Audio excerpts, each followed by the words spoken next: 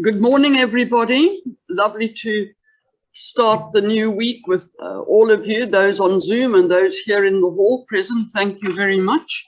And a special welcome to Stephen. Stephen Davey obtained a BSc Geology and a BSc Honours in Geochemistry from UCT. He started his career as a field geologist in the Barberton Greenstone Belt with Anglo-Vaal exploration, and then subsequently worked as a mine and exploration geologist for Impala Platinum and Gencor. In 1994, he started an exploration office for Gencor in Mendoza in Argentina, before moving on as exploration manager for Bilton in Ecuador.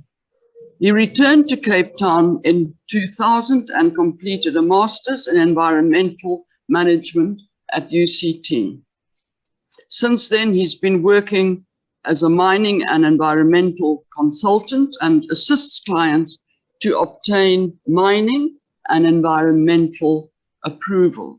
The focus of most of his current work is on ordinary construction materials here in the Western Cape. And I think you'll be very interested in some of the things that they're finding out and what he's going to tell us about. Welcome, Stephen. Over to you. Good morning, everybody. Thank you very much for the invitation. This is about construction materials. And most people probably don't realize when they need building materials, they ask the building supply company or the building contractor just to provide it. So it's kind of like when you go to the supermarket, you're not really that concerned where your yogurt comes from or your milk or your fruit, but it's really important. And I think a lot more planning needs to go into finding out where these materials are that help build our villages and towns and cities. I work mainly in the Western Cape, and I work right from north of Vredendal. And this is not a construction material company. This is a monazite mine, and I've just put it in for interest because I think it's the only incline shaft in the Western Cape. You know, most of our mining is up in the north, and there's very few large-scale mines in the Western Cape. This is not a large-scale mine, but it does have an incline shaft. This is a company with a monazite deposit, and they're looking at revitalizing this mine sometime in the future. That's up the west coast, and the east coast or the South Cape, I go as far as Plettenberg Bay, and this is a quarry called Robberg Quarry, which is almost at the entrance to the Robberg Peninsula, which is a nature reserve, and so many people visit the nature reserve. It's extremely spectacular, and the quarry is so well hidden behind berms and vegetation. Nobody really knows that the quarry is there. This is a quarry that mines Table Mountain sandstone, and it produces probably the very best stone aggregate along the Garden Route area. So these ordinary materials we've needed for ages, and they're not always exactly where you want them. So this is just a photograph of a picture by Vincent van Gogh showing a quay with men unloading sand from barges. So obviously the sand came from somewhere and it needed to be taken somewhere else, and transport by barge was the most efficient way of doing things. And we still have the same issue today. The materials aren't always exactly where you want them, but you need to source them, and you have to transport them to wherever you're going to be building. Overall, these are the topics I'm going to be looking at. The contribution of geology for society, and I think this is a topic that quite often gets ignored.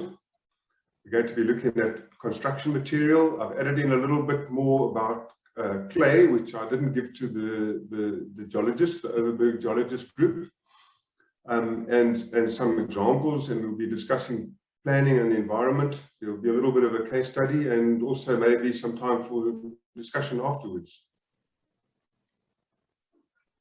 Just a little bit of background.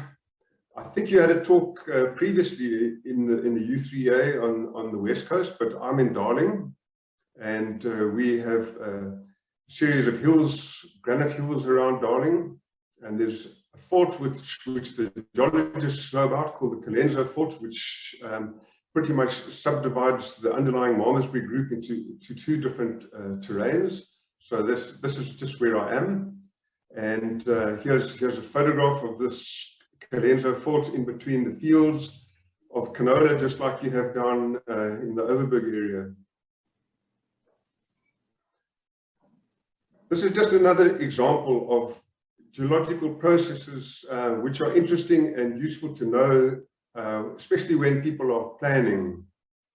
A lot of the discussion and policy and legislation to do with the environment has historically been dominated by people that come from the biological sciences, the botanists and the zoologists and so on. And for one reason or the other, the contribution from geologists has quite often been ignored, or the geologists haven't been proactive enough to get the message out.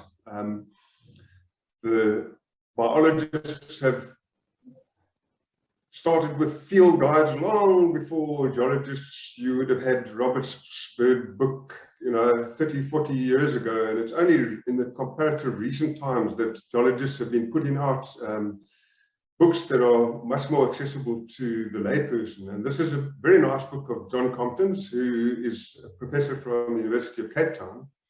But this illustrates very nicely the movement of sand as it comes out of rivers and into the ocean and moves up the coast. And there's some quite interesting features where on the west coast you've got a very strong southwest swell, and we have Robben Island and Azefontein Island, and in the lee it allows for sand to be blown up onto the coast, and then you have cordons of dunes. Let's see if I can find this pointer. And so behind Robben Island there's a shadow, and then there's a big dune plume that goes up towards Atlantis. And there's a very similar feature at Dasson Island. And behind that, you've got a dune plume that goes up through the West Coast National Park, which is the Heelbeck dune plume. And this is illustrated in the photograph on the right-hand side. So these are things, the movement of sand are things that should be taken into account by people when they're planning development. This is Azefontein Beach, which is just down the road from Darling, about 25 minutes. And just have a look at the dunes on the left-hand side of the picture. There's another photograph of the dune, and behind the dune is a little row of houses, and behind that there's a pan. It's called Rooipan. And the geologists will know that in the past the sea was actually there, and the geologists will know that eventually the sea will come back. And so these houses aren't exactly built in the world's most sensible place. Here's another photograph, and there's a development on the right-hand side called 16-mile beach development.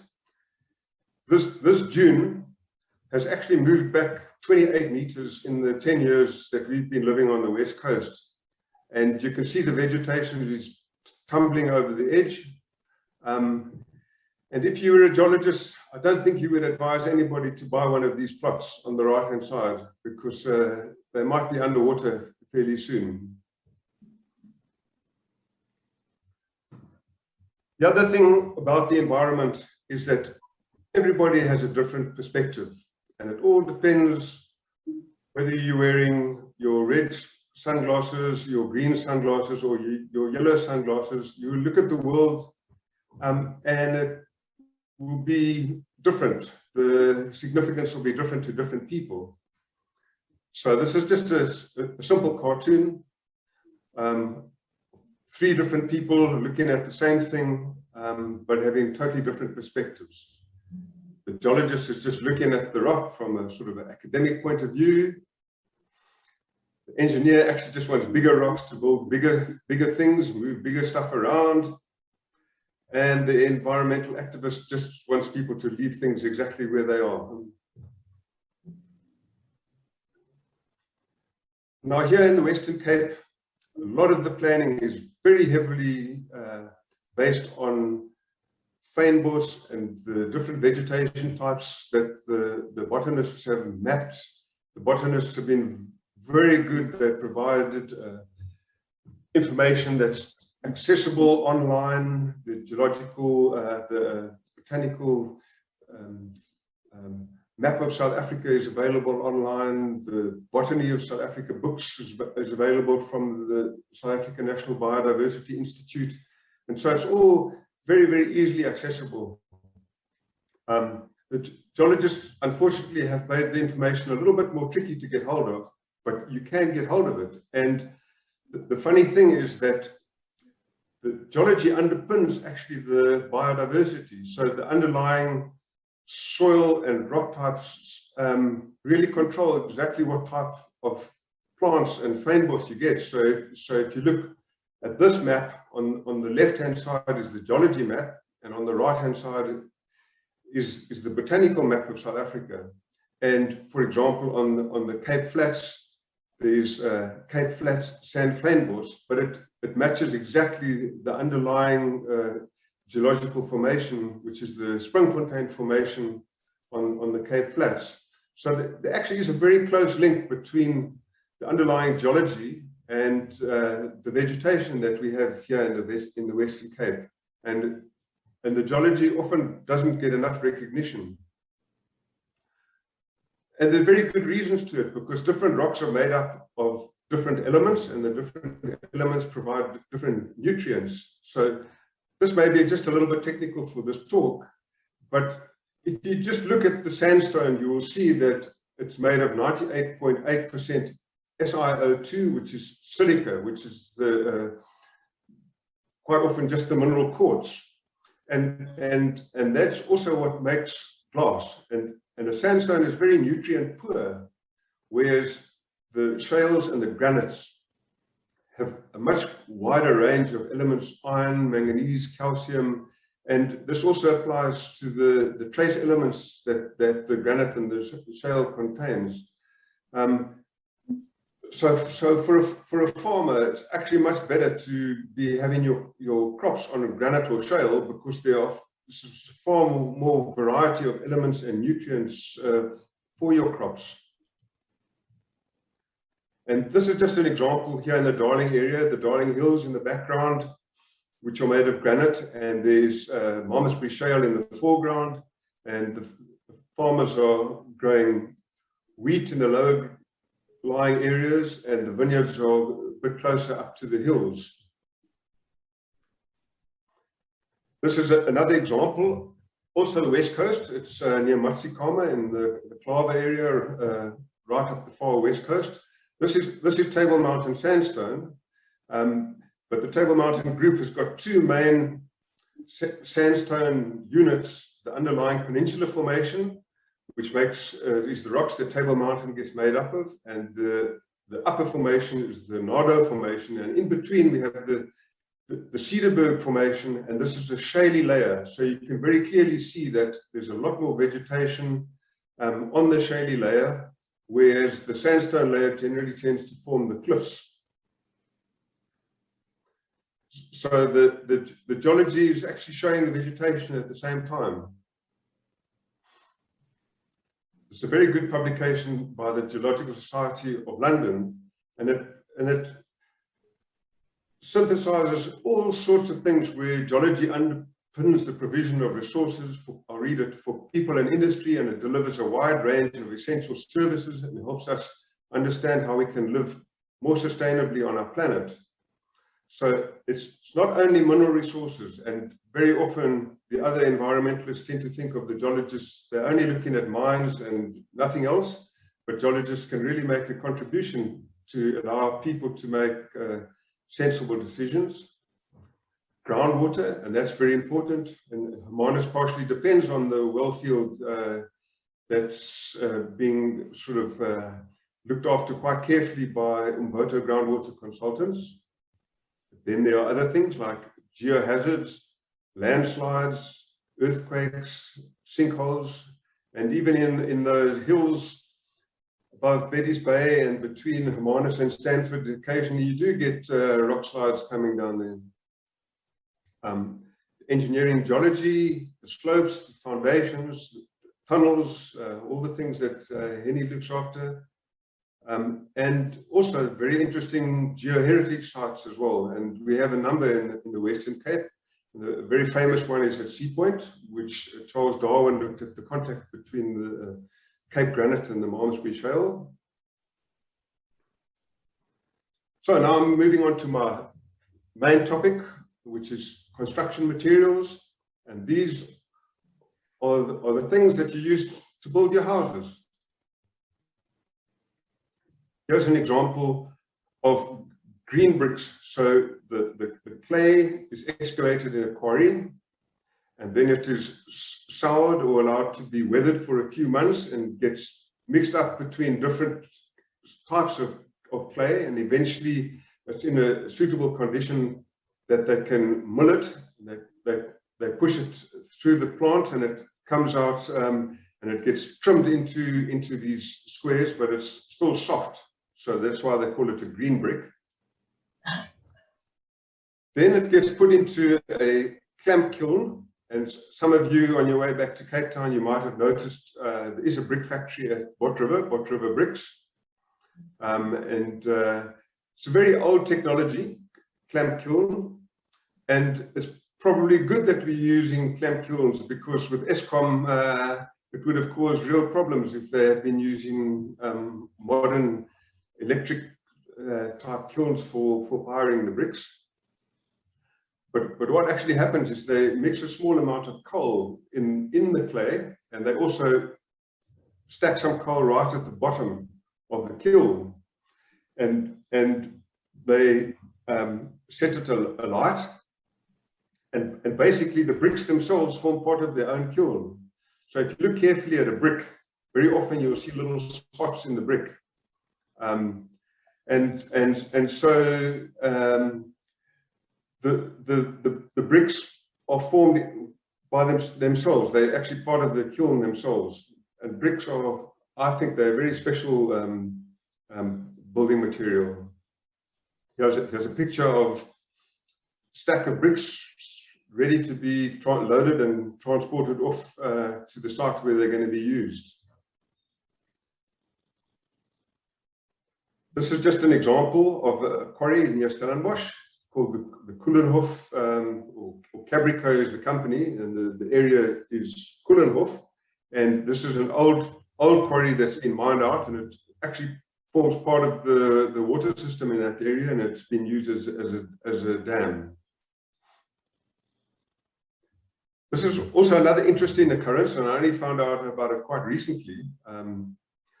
Davey, is really upmarket and posh place, but if you go back into the history of it, the person that started Davey had some real imagination, because when they flew over the area, it was the most scruffiest site that you can imagine. Part of it was an abandoned clay quarry. There were some various plots and so on, but what this guy realized is that the location is really good. It's situated between Paarl and Franschhoek, and it's on the edge of the Berg River. And so they've rehabilitated this whole area, and it's now one of the top estates in the Western Cape. This one is just for fun. Just have a look at the paving of these two houses. There's the brick paving on the left, and the concrete block paving on the right. And what's got more character, the one on the left or the one on the right?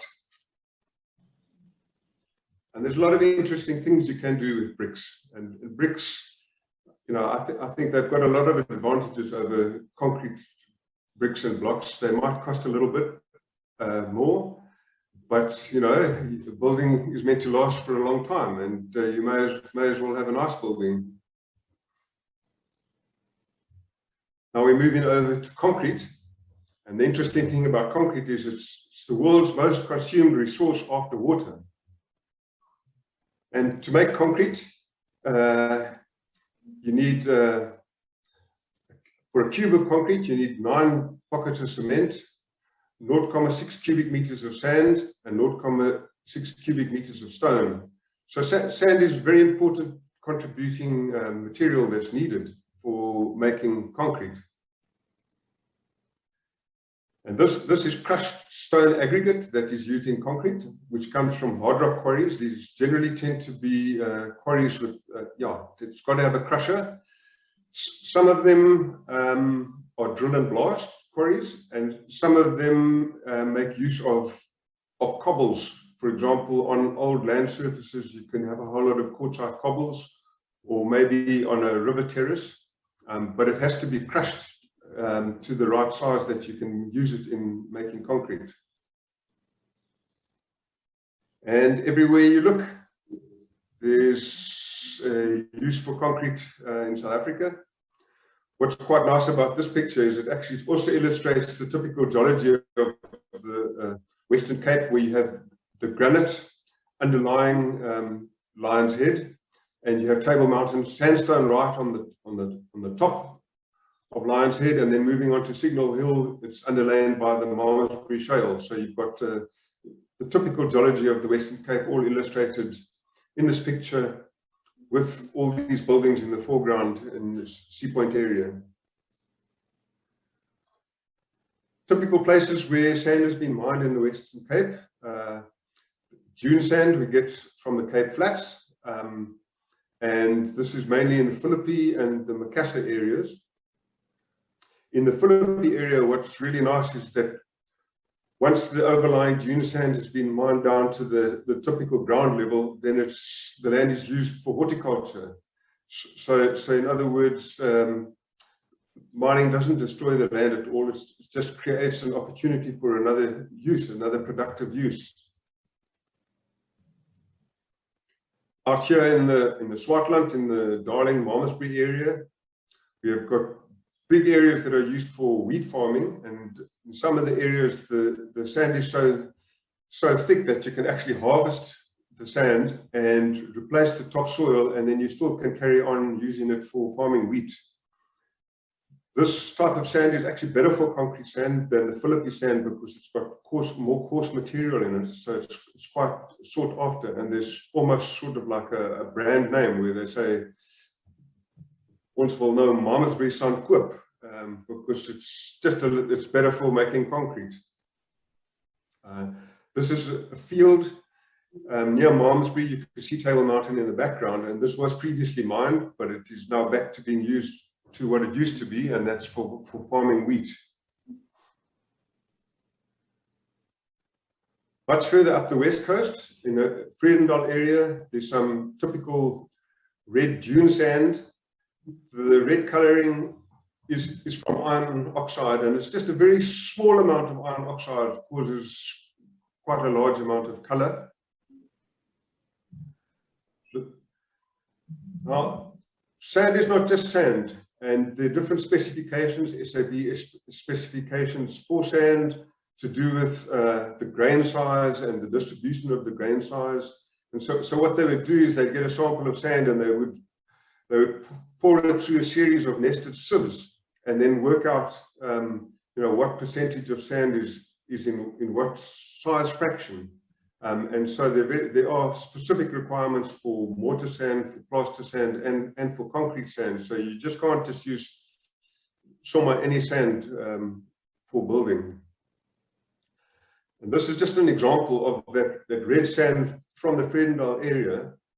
And you'll see the red line is to the left of an envelope where it's actually meant to fill in. So in other words, that sand is too fine grained, and it doesn't really comply, or it doesn't comply with specifications for making concrete sand or mortar sand.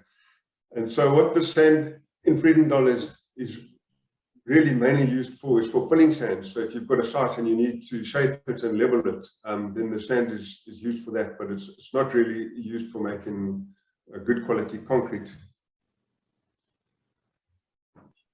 Now, we all meant to be moving into a new future of green energy, and there are solar farms and wind farms being built all over the place.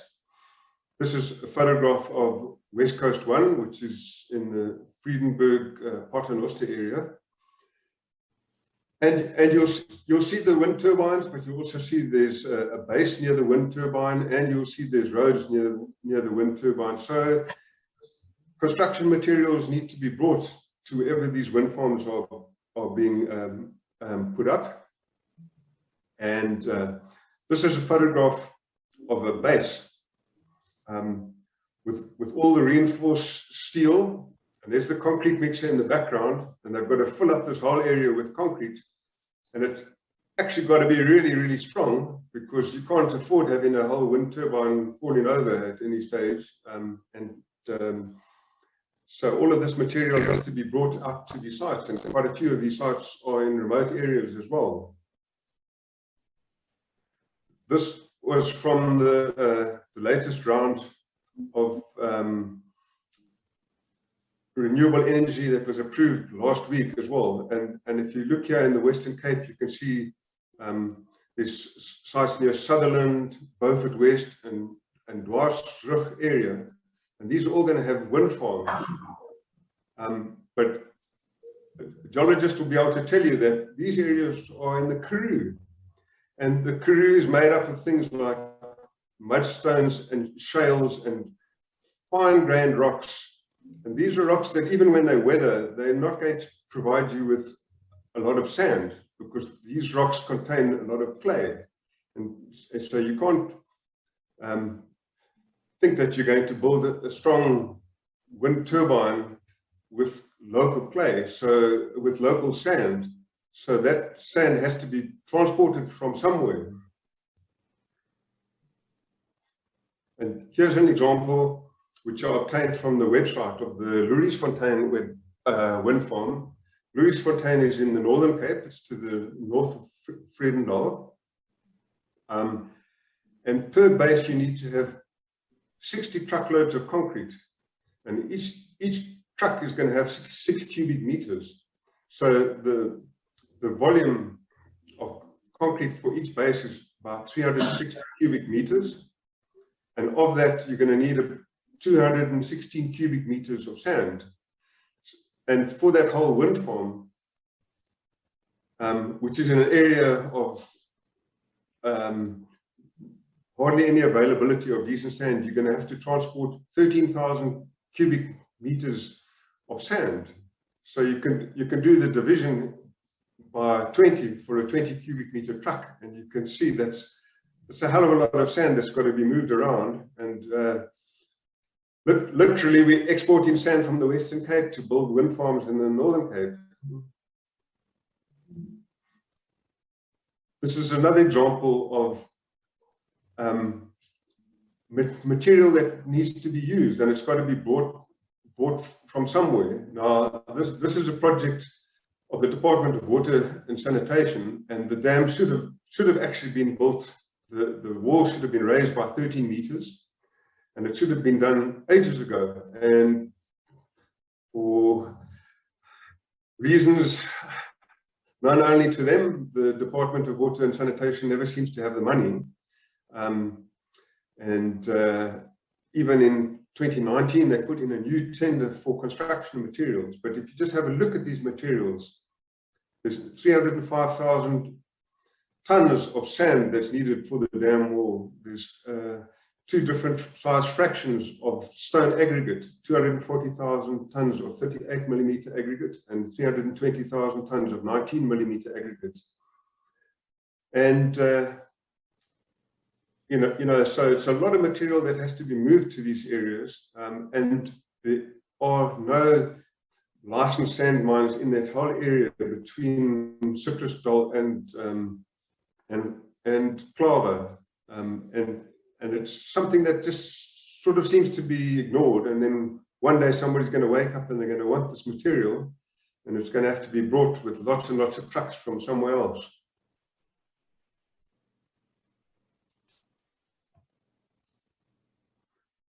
Okay, this is another slide that I just found. This is from the Council for Geoscience's map of mineral deposits of the Western Cape. And I just did a screenshot of your area. It's not a very good picture. I think Hermanus is somewhere around here, and Gansbaai and Danger Point is somewhere around here. The different colors show different mineral deposits, and this is an area where there are not really that many mineral deposits. The yellow circles indicate sand, but one shouldn't think that each one of these is a mine, because it's showing occurrences, and so some of these might be quite small, or they have been mined out years ago, but it just gives you a general idea of what's sort of cooking in your area. There's a couple of little orange squares, and that must be Bot River bricks, I think, over there. And then near Caledon, there's also a couple of brick making places. I'm not sure if they're both active or if there's one brick factory in Caledon. The stars are where stone aggregate comes from. There's also a quarry somewhere near Grabo. I'm guessing that may be where a lot of your stone comes from, that's used in the Hermanus area. And there's some limestone, which are these pentagons near Bredasdorp. There's some limestone and also some dolomite in the Robertson area. So there's nothing really fancy in your area. It is mainly just construction materials. But, you know, it could be interesting if next time you buy something from your building supplier in Hermanus, just to ask, where does it come from?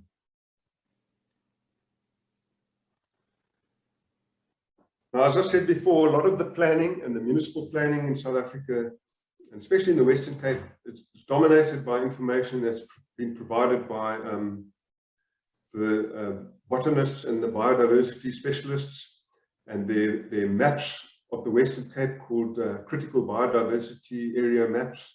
And the town planners use these sort of as their basis for planning towns and what's meant to be going on in municipal areas. So this is just an example from the Langeberg Spatial Development Framework. And then I had a look at the Overstrand Spatial Development Framework, and this is quite a recent one. It's from May 2020. And when you look in this Overstrand one, the word geology is mentioned once, and the word groundwater is only mentioned once. And it has quite a lot to do with other aspects of the environment, but the geological aspects are pretty much neglected. Also, as somebody mentioned earlier on, with all of these applications, there's a lot of red tape involved. And even though the municipalities don't really plan for any of the mineral deposits, they still want to be a decision maker. So you could get the environmental permission, you could get the mining permission, and then the municipality could still block you, even though they're not planning for the materials that are needed to build their towns. They still very much like to control everything. But this is now a case study where the Council for Geoscience actually prepared some maps, far more detailed maps of the area, 1 in 50,000 maps, and they handed them over to the Saldanha Bay municipality. And there's even a photograph to prove this is the mayor of the Saldanha Bay municipality. He received the CD, he received the maps, been given the information, been given a very good geological explanation, which by the way is actually free for everybody, not only for geologists. The Council for Geoscience has made the information available, and it's possible to log onto the website and download maps and geological explanations these days. Very good quality map. This is sort of Stompniers by the Saldanha area. But then when it came to the town planners preparing their spatial development framework, it seems like the mayor never handed over any of the geological stuff to them, because everything is still just as it was, dominated by the information provided by the botanists, really. And then they've also made some, from a geological point of view, some quite bad mistakes. They've used some really outdated information. They show phosphate cover, and you would be quite concerned. There's this area that's hashed in with a purple color, and it's indicated as phosphate. So a layperson might think that the whole area is under threat from being mined by phosphate. They've made some bad spelling mistakes in here, and it's a really poor job from the town planners. Then they have another map showing hazards and impacts, and they show this area of the so-called phosphate resource with red dashed lines as being a potential hazard in the future. And the geologists will know that there are some phosphate occurrences and phosphate deposits, but they're discrete. They're nothing like what is shown on this map. And so this map is sort of creating an unnecessary fear because it's not been done properly. So my point is that the importance of planning for construction materials, it's often overlooked in all these municipal plans, the spatial development frameworks and the strategic environmental assessments. And partially it was the geologist's fault because they weren't making this information available, but the Council for Geoscience has at last started making it available, and so this information should be used for better decision making.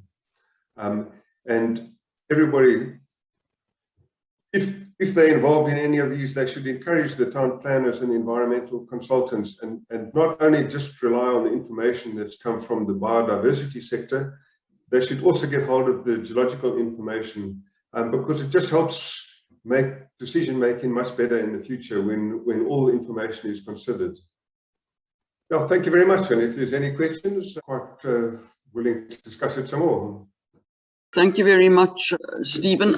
I've got a question. Because of the huge cost of constructing the foundations for wind farms, are you suggesting that that's not the way the world should be going, to find alternative power sources?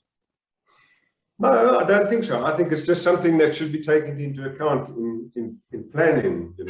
Maybe they should just explain it as well. It's not just the matter of putting up the tower and the turbines, but all of the rest of the material has to come from somewhere, and people do need to plan for it.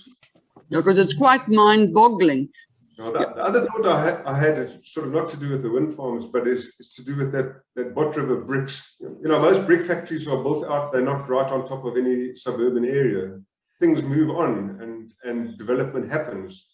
And, you have quite a lot of development next to the Bot River estuary and stuff that never used to be there years ago. You've got Arabella and stuff. I'm just wondering one day if maybe Bot River bricks might sort of end up being squeezed out of that area just because people staying in Arabella or whatever, Benguela Cove, don't want to have them nearby there. But if you look at that example from Val de Vie, you could probably fix up the Bot River brick area quite nicely in the end. You just got to apply your mind and use some imagination and stuff, and then probably the bricks for Hermanus will come from Caledon, I would guess. I'm just sort of speculating what might happen.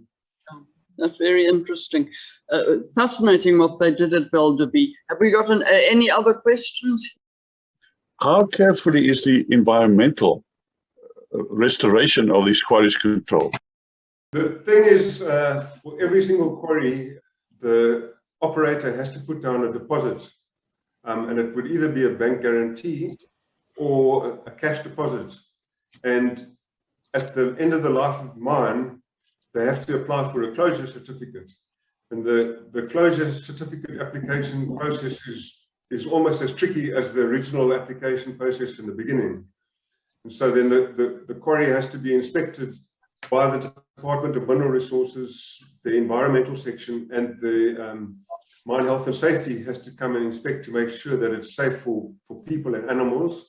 And there is a compulsory inspection from the Department of Water and Sanitation, because it's not such a problem in the Western Cape, but up in the north where you have coal and gold mines, there are minerals that can cause acid mine drainage. Pyrite is one of them.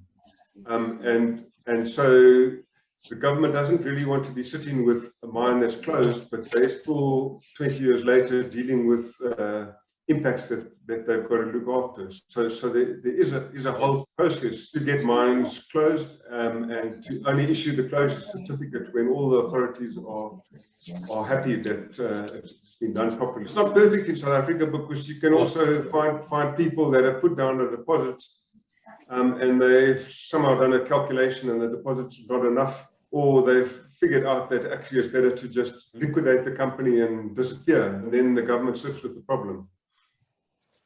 Thank you. Thank you. I see Henny has a question.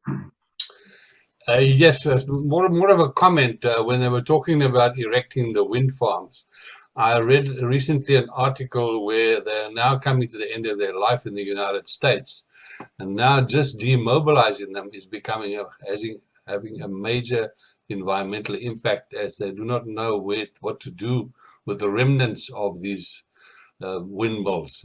Do you know perhaps what they sort of planning to do with them?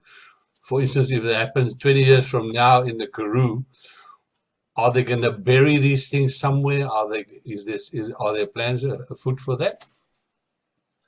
I'm not sure. I've also read that, and also some of the older blades for the wind turbines as well, they're not recyclable, and I've seen photographs of sort of like areas where they've been dumped in America, just sort of like heaps and heaps of these old turbine blades. Honestly, it's not really my field, so I'm not sure how much planning they've done for the full life cycle of these wind farm projects, because it's still very early days in South Africa, but I don't know how much planning they've been doing for the end of the wind farm. We're in more of a mess than we even feared. John, do you want to say something? Yeah, Henny, you hit on a very critical point. I mean, you see quarries being built in the US now, out in Wyoming and that, and layers and layers of cut up turbine blades actually being packed into those quarries. So, this whole going green is far more challenging than we expect. And for those people, maybe some in the audience here also followed the COP26 meeting. And it's still going on. And it's actually scary. If you go and look at what the green world needs, we will need, much more mining than less mining. And it's, we will need sort of a new copper mine, or a new world-class copper mine every year for the next 10 years to actually provide all the copper for, supposedly green buildings. So and it's the real problem of politicians who are just so uninformed. We all want a clean world, but it's going to come at a big price. And certainly, if we want lithium and cobalt and all these new batteries, you've got to find all of those new minerals to make the batteries. And again, like the turbine blades, no one's yet found a way to actually then reprocess and recycle those lithium batteries when they finish, because they do have a lifespan. So that's, and I think Stephen made the point very, very succinctly and very clearly that we as geologists have really been quite poor in actually, raising our profession and actually showing to people and communities, how important it is to please talk to geologists. Because if you want minerals, you actually need to mine them out the ground. And if you look around this building where we're sitting, or in your office today, and sorry, Stephen, I'm sort of taking over here. I mean, 90% of everything that you see around you comes out of the ground, be it the silica, the bricks and mortar, the steel. your cell phone, fancy watches, it's all actually come out the ground. So if you really want to stop, and none of us want to, damage the environment. If you want to stop this, then actually you've got to change your lifestyle. And probably the hardest discussion we're still not having is how do we control, the unsustainable population growth, which is politically incorrect, of course. No. Okay, and just to perhaps Stephen, my last point, and please chip in, you can comment here. You made a comment about our spatial development plan for the Overberg or Hermanus. And I've looked at that, and I recently, in the last few days, looked at our integrated development plan, and people should do that because those documents are actually appalling, that they're really outdated, cut and paste type documents. And the spatial development plan, where you said there's geology once and there's hydrogeology once, which is really scary. And none of us appreciate, and it goes back to Fernkloof. The top end of Fernkloof is absolutely critical up in the mountains behind where we're standing to the recharge of our aquifers. I think you all know currently we're drawing about 30% of our water supply from the aquifers. We mix it with the water out of the dam. But that has a limitation, and that aquifer needs to recharge. A lot of that recharge goes on via the southeaster and the orographic rainfall and moisture at the top end of Fernkloof, because it has height. And that height and the southeaster, which blows up that mountain, when it gets to a certain elevation, it gets cold and it dumps moisture, precipitation. So just for a technical, geological, climatic point of view, the top end of Fernkloof should be preserved at all costs. Otherwise, we won't be able to continue recharging that aquifer. So it's just a point, Stephen, that supports your statement that we geologists have got to be more front and center in the planning of how we use our environment. Thank you. Thanks. Thank you, John. Thank you very much for that. It's been one of the great things this year and last year, especially when we started with our Zoom program, and in partnership for many of the courses with the geoscientists, and it's been an absolutely superb partnership. And again today, we've seen the benefit of this with the way in which the geoscientists are able to inform us, and we're very grateful for that. Now, thank you to John and thank you to Henny, the other geologists, for their input. Stephen, do you want to say anything else at this point? Well, just to support what John said, I saw an article that was called something like Mission Impossible 2, this business of finding all the minerals that we need for the energy supply in the future. And it was exactly what John said, is in an electrical vehicle, you need 4 times as much copper as we do in one of our normal internal combustion engine vehicles. And so you have a huge copper mine in Chile called La Escondida, and it took them really about 20 years to get that together. And we need, one of those every couple of years, and it is almost like Mission Impossible. Stephen, just a quick question from my side. Are there sufficient deposits of aggregate in this country? We don't have to import any sand and concrete, do we? No. There's plenty of deposits, but the secret is to try and get them in places, where they're sort of acceptable to people, because you can't go and mine the hill just behind the Hermanus. It's got some good quality sandstone there, but you've got to find areas that are, if possible, tucked out of the way, that you're not really disturbing anybody else. And that seems to be the secret of getting an application approved. And especially if they are so beautifully dealt with after it's served its purpose. So on behalf of U3A, if I could just say thank you very much, Stephen. This has been fascinating, but it's also given us lots and lots of very important things to think about. It's not comfortable being a human being at the moment, but we need folks like you to inform us, and thank you for the work that you do and other geoscientists in input into municipalities, a very, very important role you have to play. Thank you very much, and thank you for joining us this morning.